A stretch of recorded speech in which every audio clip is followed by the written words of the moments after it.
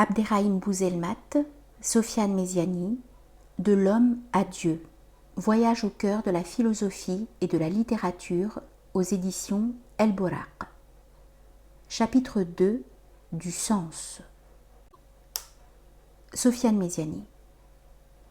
Dans La Voix, le penseur de la complexité, Edgar Morin, constate qu'un nombre croissant de personnes dans cette société de la consommation effrénée se réfugient dans des spiritualités diverses quand elles n'ont pas recours à la psychothérapie, voire aux antidépresseurs pour faire face à la crise du sens qui sévit dans notre univers.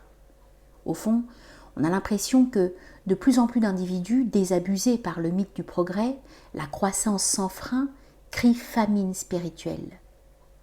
Ce phénomène reflète plus profondément une tangible quête de bien-être, un besoin intense de paix intérieure. Le stress, la dépression, parfois le suicide, ont touché plus d'une personne du fait de la pression de la société. On manque d'air, de souffle spirituel, et dans cette asphyxie générale, on réclame de l'oxygène. Il s'agit plus profondément d'un appel au sens, d'une volonté de signifier son existence au cœur des illusions les plus frappantes du capitalisme barbare, de se retrouver au milieu des mésaventures de la société de la performance, un peu à l'image d'Ulysse dans l'Odyssée. Cette épopée a en effet une dimension philosophique. Toute l'aventure d'Ulysse consistera, après la guerre de Troie, à retrouver sa ville natale, autrement dit, son lieu naturel, Ithaque, où règne depuis son départ le désordre le plus total. D'ailleurs, les 4 premiers chants de l'Odyssée décrivent essentiellement ce chaos. Ulysse, lui, n'apparaît qu'au 5e chant. Son aventure sera par ailleurs jalonnée d'obstacles posés par Poséidon. Tout au long de son retour à Ithaque, voyage qui durera plusieurs années, il sera confronté à des disgrâces comme le chant des sirènes et de la magicienne Circé, les grains de lotus, le sommeil, qui tendent à le détourner du sens de son voyage, ou plus précisément de sa vie. Mais il est une épreuve toute particulière dans cette aventure, Calypso. Il s'agit d'une divinité sublime qui va cacher Ulysse sur son île paradisiaque pendant 7 ans en lui aménageant son séjour de manière plaisante pour le distraire et le divertir et ainsi lui faire oublier le sens de sa quête. Autrement dit, elle emploie une véritable stratégie de distraction pour le détourner de l'essentiel, c'est-à-dire de son cheminement initial et au fond initiatique. Chaque soir, pourtant, il s'assoit sur un rocher et pleure en regardant en direction d'Ithaque. Il est triste, bien qu'il possède sur cette île angélique tout ce qu'il faut pour être heureux. La scène est éloquente et semble faire parfaitement écho à l'état de notre société. Bien que comblés matériellement, nombre d'individus sombrent néanmoins dans la dépression, l'angoisse et la détresse. En parallèle, on en vient plus profondément à se demander si, à l'image de Calypso, tous ces besoins factices que la société met à disposition du consommateur ne répondent pas à une pure logique de distraction au service de la dictature du profit. Difficile d'en douter. Le récit d'Ulysse est d'abord l'histoire d'une quête de sens. Un héros qui, tout au long de son aventure, aspire à retrouver sa terre, les siens, à se retrouver lui-même, à renouer avec la paix. Au terme de son voyage, il parvient à Ithaque, remet de l'ordre en éliminant les cruels prétendants et retrouve les bras de sa femme Pénélope. L'Odyssée commence par le désordre qui sévit à Ithaque et s'achève avec la paix rétablie par Ulysse. Du chaos à l'harmonie. C'est en filigrane le sens du cheminement d'Ulysse. La quête de sens, c'est en effet passer de la tension qui nous anime à la sérénité intérieure. L'état premier de l'homme est la tension. Et toute la responsabilité qui lui incombe consiste à gagner la paix intérieure. C'est à mon sens ceci qui, en filigrane, fit d'Ulysse un héros. Abderrahim Bouzelmat. Ton constat de départ à propos de la perte de sens me paraît fondé, même si je serais tentée de l'étendre au-delà de notre frontière et de notre époque même, car chaque période de l'histoire des hommes a vu naître ces maux du siècle et les antidépresseurs qui les accompagnaient. J'y reviendrai sûrement plus bas. Pour l'heure, je te suis bien dans les propos que tu livres à propos d'Ulysse. Pour aller plus loin, il ne serait pas trop risqué de considérer Ulysse comme le précurseur de tous les héros en quête de sens et qui ont été amenés à un exil forcé.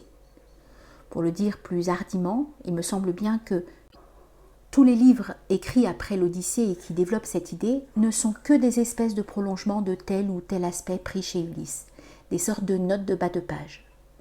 Virgile avait compris toute la puissance de cette œuvre et y avait puisé à plein bras pour son Énéide, dont le héros aîné n'est qu'un arrière-petit descendant spirituel d'Ulysse. Ces deux mêmes œuvres allaient elles-mêmes exercer une influence considérable sur les peintres et autres poètes de l'Antiquité à nos jours. L'Albatros de Baudelaire, dans lequel l'auteur de Les Fleurs du Mal définit la place du poète vis-à-vis des hommes, est un souvenir de voyage qui ressemblait fort à un exil forcé. La décadence intellectuelle durant le Moyen-Âge en Occident conduit les romans de chevalerie à rompre avec la tradition ulyssienne, et on assiste dès lors à des personnages au but individualiste, aux objectifs souvent personnels portés par de faux héros, eux-mêmes porte-drapeaux d'un amour égoïste dénoncé à merveille par Aragon dans Ce que dit Elsa, et dont nous reparlerons plus tard. Il faudra attendre Don Quichotte de Cervantes pour enfin faire voler en éclats ces siècles opaques de fausses traditions héroïques. J'affirme cela car je pars du point de vue que le véritable héros est celui qui part en quête de sens, souvent forcé à l'exil comme Ulysse, et comme l'a été chaque prophète avant et après, pour comprendre ce que ses semblables humains sont bien incapables de saisir. En fait, on a surtout retenu de Don Quichotte ce fameux combat contre les moulins à vent, qui représente 2 pages seulement de l'œuvre, tout en oubliant que l'ensemble de l'ouvrage vise, par le jeu de la parodie et de la caricature, à détruire l'idéal chevaleresque du Moyen-Âge, et au-delà, et de manière intemporelle, tout faux héros qui, comme Don Quichotte, et sous prétexte de sauver une veuve ou un orphelin, ne poursuit qu'un but égocentrique qui le fera briller d'une fausse lumière aux yeux de ses semblables, dont il cherche à s'attirer la vénération. Car c'est surtout grâce aux errances de Don Quichotte, soi-disant en quête de faire revivre l'âge d'or de la chevalerie, que la parodie chez Cervantes prend tout son sens et porte le dernier coup à la tradition chevaleresque, dont elle ne se relèvera qu'après l'apparition du cinéma hollywoodien. Annonçons donc sans crainte que Cervantes a réussi dans son entreprise, ouvrant à sa manière le chemin au XVIIIe siècle philosophique. Nous sommes en quête de sens aujourd'hui, comme l'était peut-être l'Europe juste avant l'apparition de Don Quichotte, prenant conscience progressivement des faux héros qui habitaient les romans des siècles écoulés. L'homme d'aujourd'hui qui se rend au cinéma ou qui s'assoit devant son écran de télévision, de plus en plus grand et de plus en plus plat, à mesure que les bibliothèques perdent en volume et disparaissent sans que personne ne s'en aperçoive, est comparable en bien des points à l'homme de jadis, se rendant voir des combats chimériques dont il savait qu'il n'en tirerait qu'un moment de bonheur artificiel. Et face à ces faux prophètes qui germent tous les jours dans les studios d'Hollywood, éveiller efficacement la conscience de nos jeunes enfants est fondamental afin de brûler ces héros en carton. Cela même qui engendre toutes les souffrances chez l'être, dont Emma Bovary a eu à mourir et dont de jeunes gens meurent toujours. La quête du sens passerait donc par l'exil, et nous retrouvons bien cela dans les textes fondateurs tels que les livres sacrés. La vie de Jésus n'est qu'une suite de pérégrinations, et il en est de même pour les autres. Voltaire, dans Zadig, reprend à son compte quasiment mot à mot un récit présent dans la Bible et le Coran. Celui de Moïse, suivant les pas de cet homme sage, et qui au fil de diverses et curieuses pérégrinations, dont le prophète Moïse a du mal à saisir le sens jusqu'à ce qu'il lui soit dévoilé, finira par comprendre qu'au-delà de sa connaissance, qu'il croyait pourtant parfaite, il y a les agissements apparemment absurdes d'un homme sage au cours d'un périple qui cache une volonté divine dont le sens requiert de la patience et une part de mystère que seuls les cœurs qui recherchent vraiment la vérité peuvent trouver. Si tu le veux bien, j'aimerais que l'on s'arrête sur cet épisode symbolique à bien des égards. Sofiane Méziani. Permets-moi juste de revenir brièvement sur ce que tu énonçais plus haut pour souligner 2 ou 3 choses qui sans doute nous permettront d'aller plus loin dans la réflexion. La figure du héros a en effet évolué dans la littérature jusqu'à marquer une profonde sécession avec la tradition ulysséenne. On passe ainsi du héros en quête de sens à celui en quête de reconnaissance, de celui qui aspire à servir, qui cherche sa place, ou pour parler comme Aristote, son lieu naturel, dans le cosmos, à celui qui tient à être au centre du monde, à être servi. C'est sans doute ce qui distingue Ulysse des héros modernes. Plus profondément, on assiste à une espèce de subjectivation du héros. D'un point de vue philosophique, cette évolution inscrit dans l'histoire de la pensée occidentale une nouvelle conception de l'homme et du monde, et par conséquent, une nouvelle vision du rapport de l'homme au monde. Elle marque l'époque de la Renaissance et trace ainsi le chemin de la modernité. L'homme ne se définit plus à partir du monde, c'est le monde qui se définit à partir de l'homme. C'est au XVe siècle, un penseur florentin un peu connu, Pic de la Mirandole, qui sans doute signe le point de scission avec la tradition grecque. Dans De la dignité de l'homme, les propos de Pic jouissent en effet d'une limpidité aussi claire que l'eau de roche. Nous le citons. Si nous ne t'avons donné, cite-t-il, Adam, ni une place déterminée, ni un aspect qui te soit propre, ni aucun don qui te soit particulier, c'est afin que la place, l'aspect, les dons que toi-même aurais souhaités, tu les aies et les possèdes selon ton vœu, à ton idée. C'est afin que, doté pour ainsi dire du pouvoir arbitral et honorifique de te modeler et te façonner toi-même. Fin de citation. C'est l'homme qui définit ce qu'il appelle son archétype. Et Sartre, sans le savoir peut-être, ne disait rien d'autre avec sa célèbre formule « l'existence précède l'essence ». Il s'agit donc, disais-je, d'une nouvelle vision de l'existence qui, ou plutôt que s'offre l'humanité.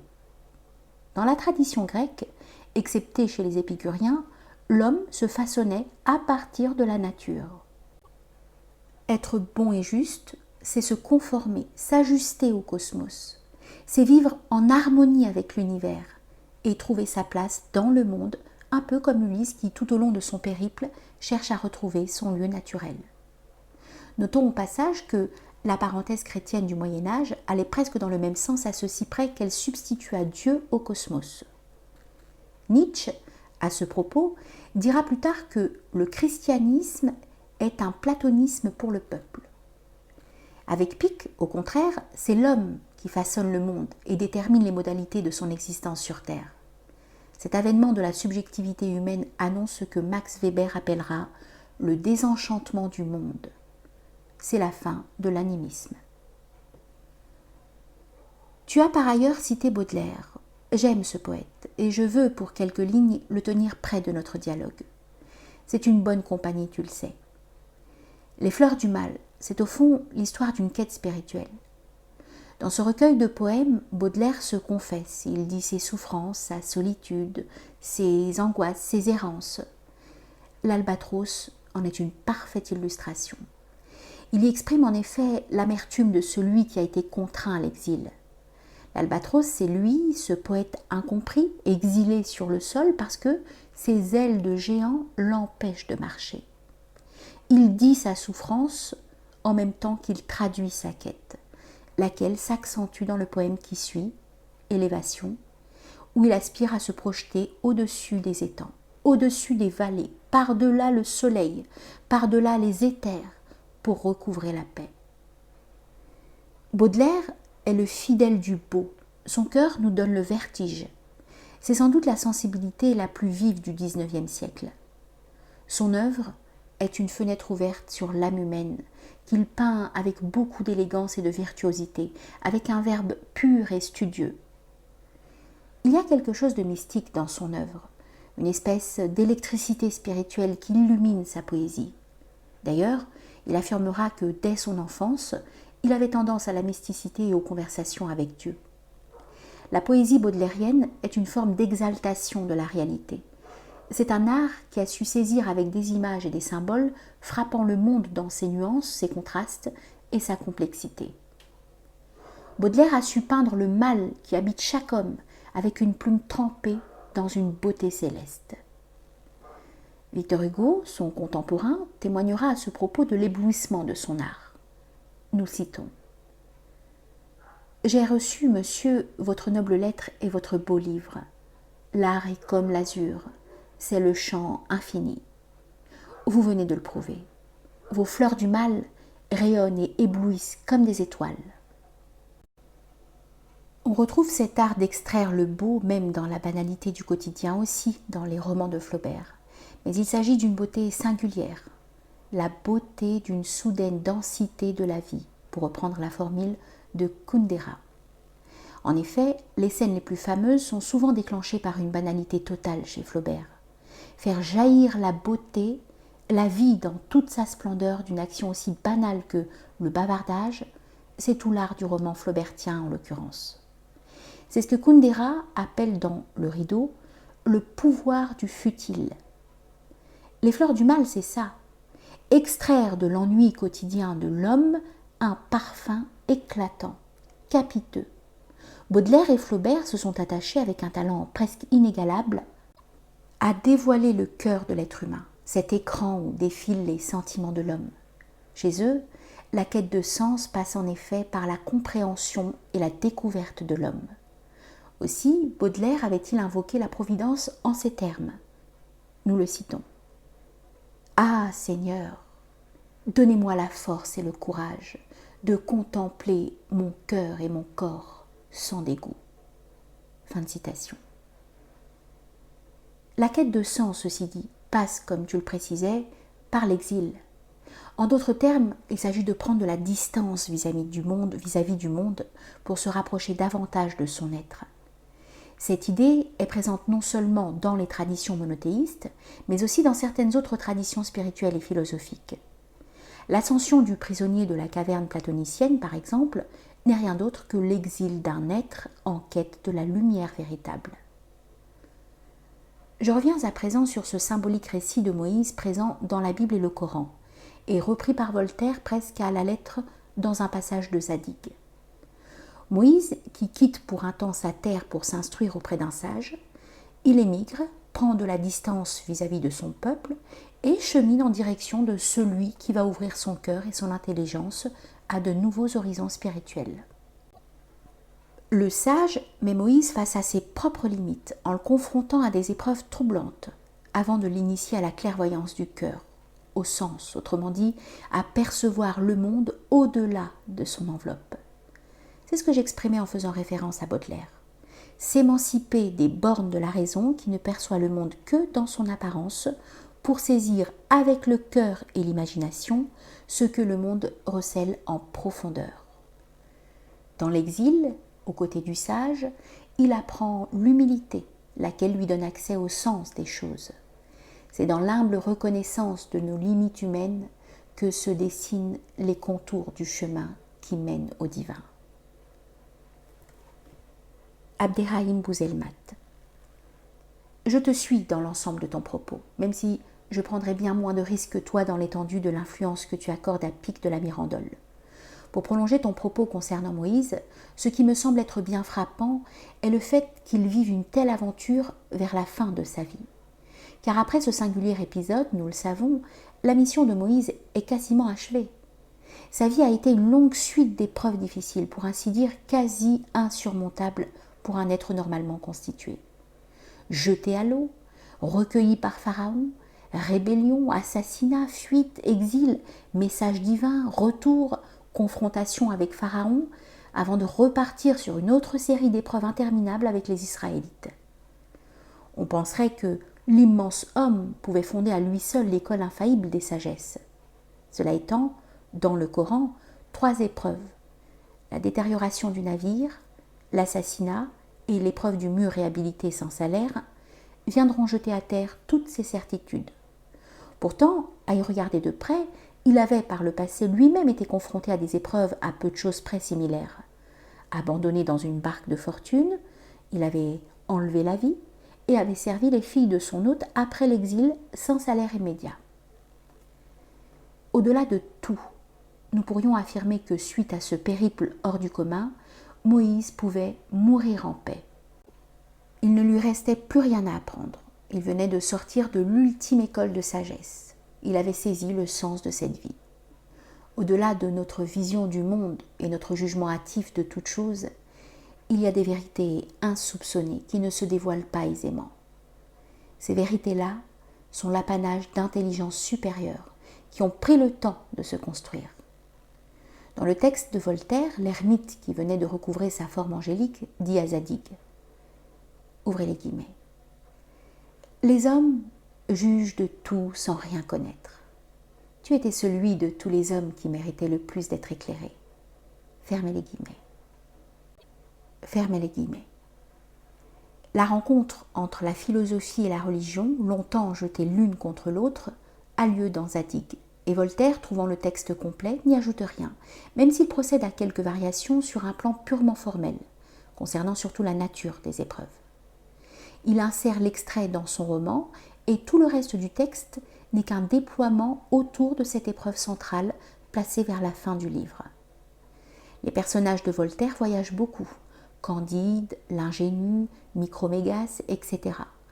Et les vérités se ramassent au gré des rencontres et découvertes. Dans Micromégas, au chapitre 7e, où a lieu la rencontre entre les géants et les hommes, Voltaire met cette parole dans la bouche du partisan de Locke. Ouvrez les guillemets. « Je révère la puissance éternelle. Il ne m'appartient pas de la borner. Je n'affirme rien. Je me contente de croire qu'il y a plus de choses possibles qu'on ne pense. » Fermez les guillemets. Autrement dit, les champs du possible sont infinis. Et Moïse a eu droit à la prise de conscience de cette froide vérité. L'expression « je n'affirme rien » rappelle le doute sceptique initié sous Pyrrhon, 3 siècles environ avant notre ère, et prolongé d'une façon différente par Montaigne au XVIe siècle.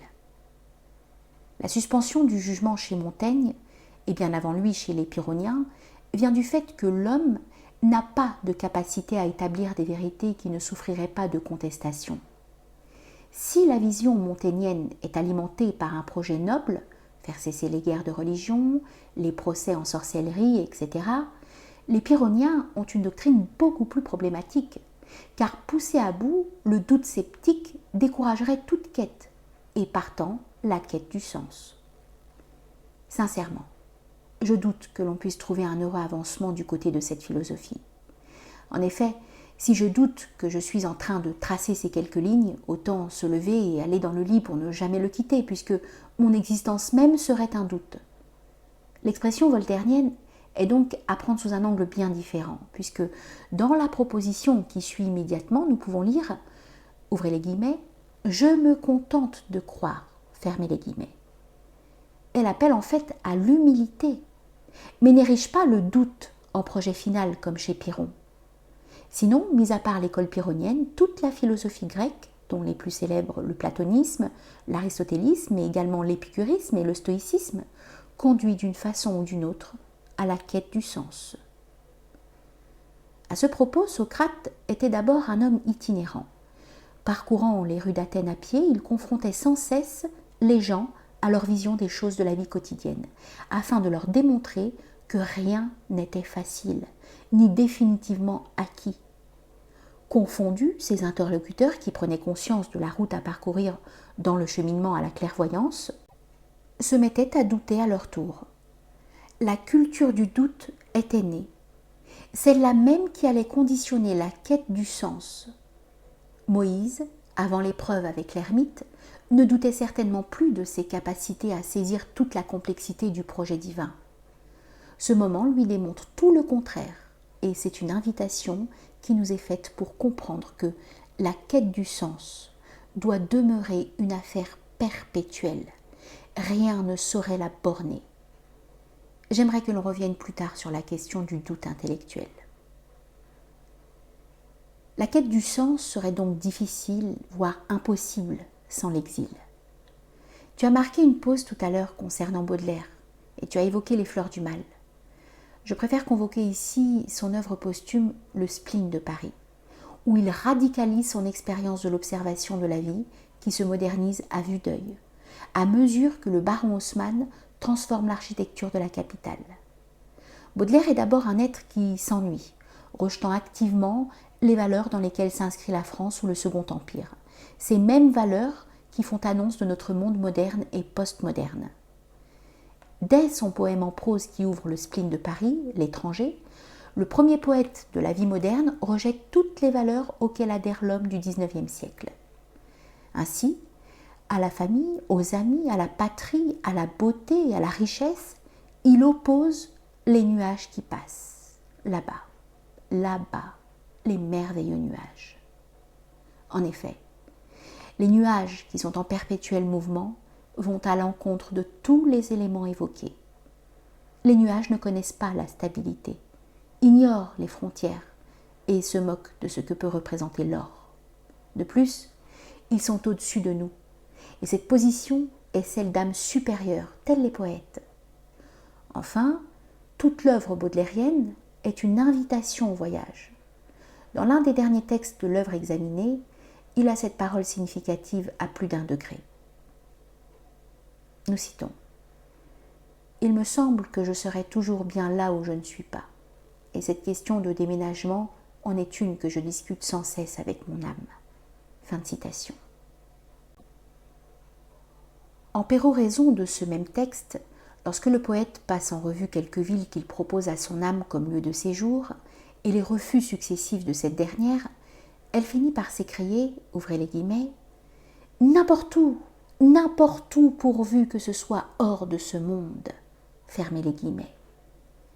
La stabilité signifierait donc la mort de l'intelligence, qui est pire que la mort elle-même pour une grande âme. D'ailleurs, si l'on accepte de revenir aux fleurs du mal, nous pouvons lire ces derniers vers qui closent un long poème intitulé « Le voyage ». Ouvrez les guillemets. Ô mort, vieux capitaine, il est temps, levons l'ancre. Ce pays nous ennuie, ô mort, appareillons.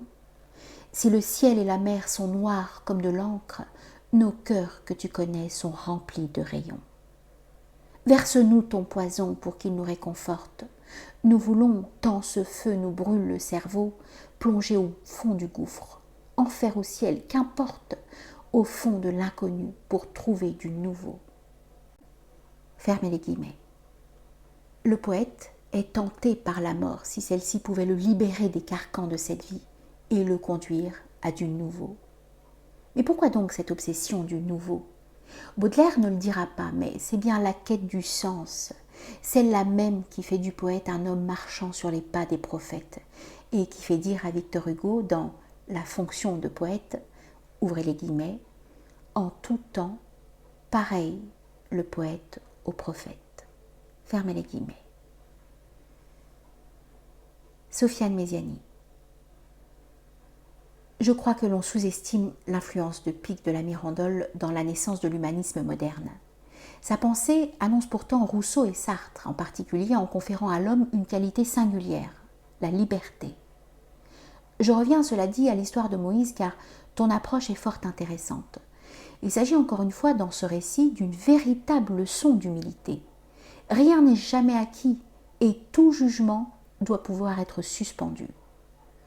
Moïse devait poursuivre sa quête au-delà de sa mission prophétique achevée, afin que le miroir des expériences de l'exil réfléchisse les limites de son être, un être ayant pourtant goûté aux épreuves complexes et difficiles de l'existence. Tout juste, en effet, sorti d'une longue et riche aventure spirituelle, d'un engagement mouvementé, plein de rebondissements, il s'exile auprès d'un sage qui, à l'école de la vie, éprouve son intelligence face aux apparences trompeuses de l'existence. Un sage qui, en somme, dit la finitude à celui ayant justement dialogué avec l'infini. La quête de sens, c'est au fond la quête de ses propres limites. En effet, dans l'expérience de l'exil, l'homme perçoit ses limites et ainsi il saisit le sens. Le sens, en d'autres termes, se trouve précisément dans la conscience de ses limites et somme toute dans la reconnaissance de l'illimité, de l'absolu. C'est pourquoi, comme tu le notais à juste titre pour les protagonistes de Voltaire, les personnages du Coran se déplacent constamment. Le récit de Moïse avec le sage maître apparaît d'ailleurs dans une sourate mouvementée, relatée dans un style vivant et dynamique, conjuguant essentiellement des verbes d'action. On y rencontre en sus d'autres voyageurs comme les exilés de la caverne et Dhul Qarnayn, l'homme qui a atteint les frontières de l'univers. L'exil extirpe en effet l'homme de sa routine quotidienne, de son confort, afin de lui faire expérimenter d'autres horizons et ainsi faire l'expérience d'une nouvelle façon d'être et de se définir dans le monde. Découvrir une autre facette du monde, c'est se découvrir, c'est lever le voile sur une partie jusque-là inconnue de son être. Se déplacer, c'est changer au fond de perspective, se percevoir autrement, car chaque horizon a ses propres interrogations.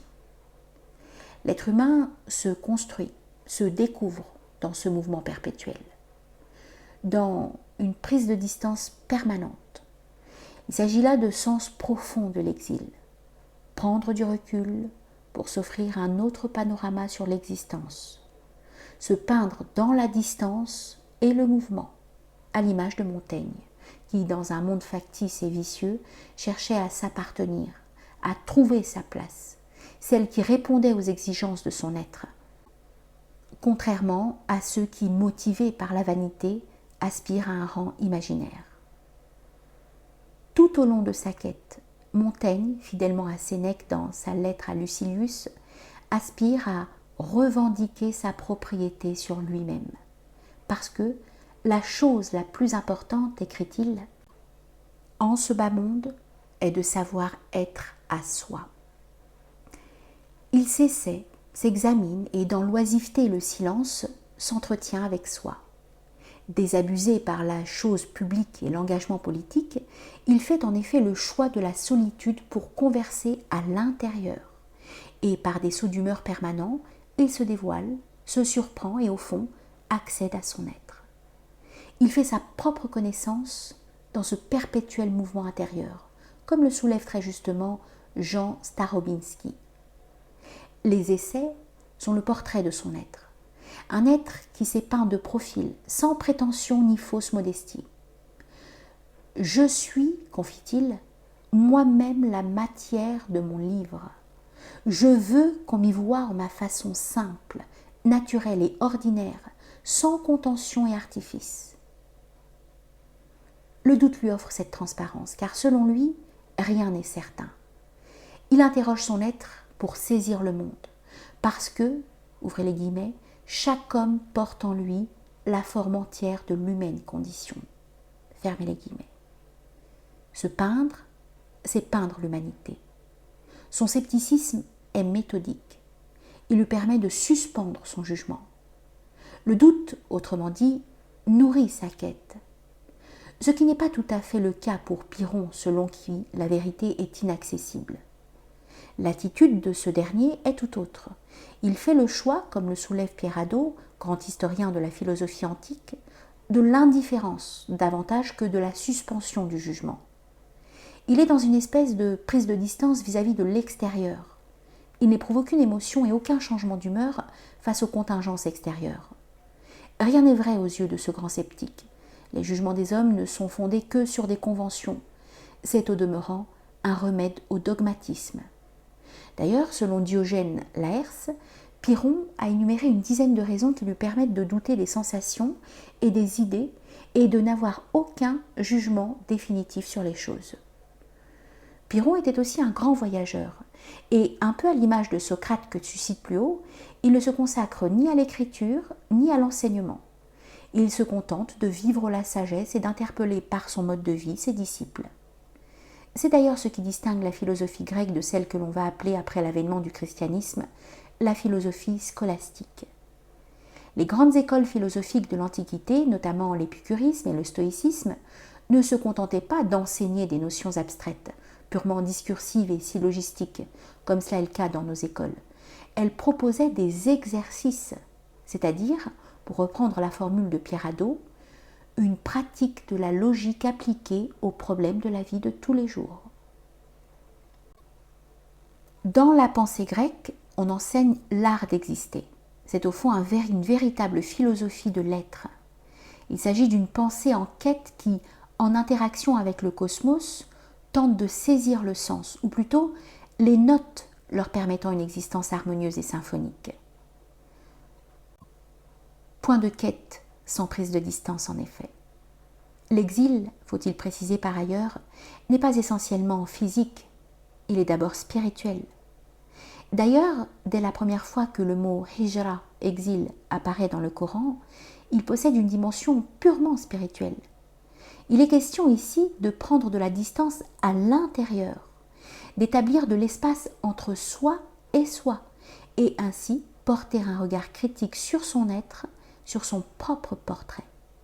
Car il ne s'agit pas de se peindre seulement, mais plus profondément de se retoucher, de donner un sens à sa vie, en somme. C'est un véritable travail d'artiste. Abderrahim Bouzelmat. Tu as employé l'expression « se retoucher » et les essais de Montaigne sont d'abord une suite de retouches successives, 3 au total. Et la version définitive des essais donnée par sa fille d'alliance Marie de Gournay en 1598 est une œuvre posthume. L'œuvre étant inséparable de l'homme, il annonce, ouvrez les guillemets, « Ainsi lecteur, je suis même la matière de mon livre », fermez les guillemets.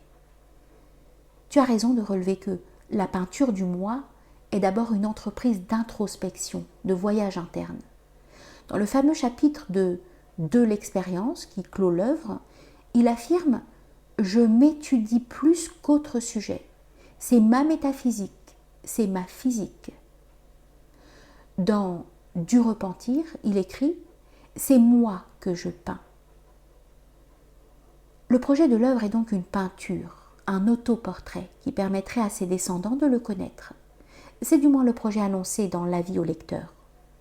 En réalité, les essais sont souvent une critique personnelle à portée universelle, car, comme tu le notais en reprenant les termes de l'essayiste, chaque homme porte la forme entière de l'humaine condition. À travers son propre cas, Montaigne cherche à comprendre les hommes en général. Les dogmes et les autres croyances ne l'intéressent pas. Ce qu'il veut, c'est sa vérité sur les hommes, à partir de sa propre quête. Souvent, il paraît dur avec lui-même et l'autocritique devient souvent cinglante, mais ce n'est encore qu'un prétexte, car sa propre personne devient le reflet de l'homme en général. Ouvrez les guillemets. Si les autres se regardaient attentivement, comme je fais, ils se trouveraient, comme je fais, pleins d'inanité et de fadaise. Montaigne n'a cessé d'être lu et interprété depuis la publication de son œuvre, et chaque siècle, chaque génération a eu sa propre lecture. Descartes lui reprend nombre de ses idées, voire quasiment des formulations. Malebranche a cherché longuement à le réfuter dans sa recherche de la vérité, et au siècle des Lumières, Voltaire prendra sa défense contre les attaques de Pascal formulées au siècle précédent, principalement dans L'Entretien avec M. Sassy. Aujourd'hui encore, il n'y a qu'à consulter le catalogue universitaire des études littéraires pour constater le nombre impressionnant de mémoires et thèses qui lui sont consacrées chaque année, le plaçant parmi les 2 ou 3 écrivains les plus étudiés. La quête de sens chez Montaigne se traduit donc dans une quête de soi. Il s'agit d'aller jusqu'au fond de soi pour prendre de la distance vis-à-vis de sa propre personne et cesser ainsi de s'adorer. Autrement dit, entrer en soi, c'est sortir de soi. Dans le chapitre du repentir, Montaigne justifie quasiment le pourquoi des essais. Nous le citons. Si mon âme pouvait prendre pied, je ne m'essayerais pas, je me résoudrais. Elle est toujours en apprentissage et en épreuve. Fin de citation. Autrement dit, s'il pouvait être sûr de quoi que ce soit, il n'écrirait pas ses essais. Mais il le fait car l'entreprise lui donne occasion de mieux se comprendre. Mais cette quête intime sera bien vite doublée d'un voyage physique vers l'Italie. Montaigne l'entreprend alors qu'il a 48 ans. Ainsi, l'ancien maire de Bordeaux fait sans cesse l'éloge du déplacement, car lui seul peut permettre de s'observer autrement et de changer de point de vue. Demeurer dans le confort, c'est permettre à ses idées de stagner et à l'intelligence de mourir. Les convictions ne le passionnent donc pas. Partir loin est d'abord important pour s'enrichir, pour prendre acte de la diversité des coutumes, des opinions, au demeurant mieux comprendre les hommes et se comprendre enfin. Quand il part pour l'Italie, on le met en garde contre les dangers d'une route ingrate. À cela, il rétorque que le lieu de sa mort lui importe peu. Ulysse allait du désordre vers l'ordre. Voilà Montaigne qui va de l'ordre vers le désordre. En fait, il y a une chose qui est commune à Montaigne et à Ulysse, c'est le mouvement. Et le mouvement, c'est la vie. Sans son aventure, Ulysse n'aurait jamais été héros. Sans leur vie vagabonde, Zadig et Candide n'auraient jamais saisi le sens de l'existence des hommes. Et au-delà de leur pessimisme ambiant, il s'agit en fait d'un vibrant appel à la raison, qui passerait pour une connaissance des défauts du commun des mortels. Montaigne ne fait aucune différence entre les petites rencontres et les grandes découvertes. Tout est bon à confronter et en faire jaillir les vérités de la vie. Il s'agit encore une fois de l'inventivité, du mouvement perpétuel qui permet seul d'entretenir l'existence intellectuelle. Avec Montaigne, on voit ainsi que le mouvement n'est pas seulement un choix, même forcé pour accéder au sens, mais un impératif dans cette perspective. Il quitte donc le confort des dogmes établis et voyage à travers routes scabreuses, espérant rencontres et nouveautés. Nous avions plus haut évoqué la question du doute. Elle est fondamentalement liée à la quête du sens. Aussi je te propose qu'on y fasse halte.